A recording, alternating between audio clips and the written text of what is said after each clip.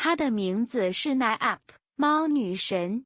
她性格温和，最喜欢的就是长时间的打盹。当我打扰我的午睡时，我会生气。他是一名忍者，这次故事的中心是他的工作。我需要你调查这个人，狗神说着，脸色严肃。明白。他是什么样的恶棍？尼亚普回答道，由于他的午睡被打断，有点不高兴。似乎他一直在欺骗各种人，骗取他们的宝石。我希望你找出那些宝石的藏匿地。知道了，我会行动起来找到这些宝石。我马上就去那个地方。说完，他瞬间消失了。像往常一样，他动作太快了，简直看不见。狗神感叹着，每次都为他的速度感到惊讶。他站在恶棍家的屋顶上说，假装小睡，看坏人。他假装睡觉的时候，恶棍回来了。我必须小心不被他发现。今天他找不到宝石的藏匿地，今天没有找到，我明天再观察。1周过去了，他终于目睹了决定性的时刻。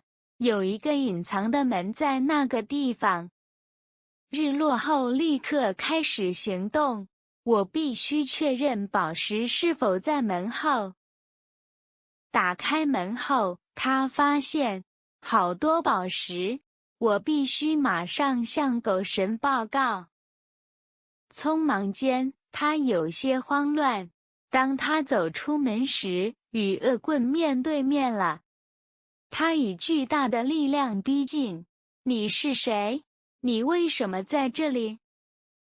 不好了，被发现了。他迅速施展了法术。忍术、隐身术，烟雾弥漫。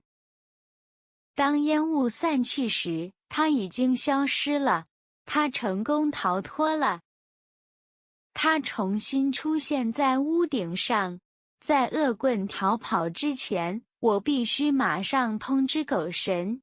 他跑过屋顶，突然出现在狗神面前。奈阿催促道，我们必须在他逃走之前迅速抓住恶棍。他迅速解释了情况，狗神立即行动起来。他们成功逮捕了罪犯，案件得以解决。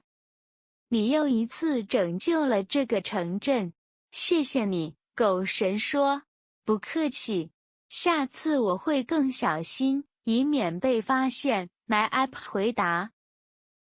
他看起来总是在打瞌睡，但事实上他是这个城镇和平的守护者。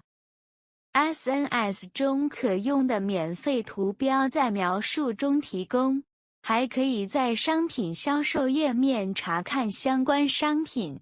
如果你喜欢的话，我会非常高兴。也可以通过描述跳转到销售页面。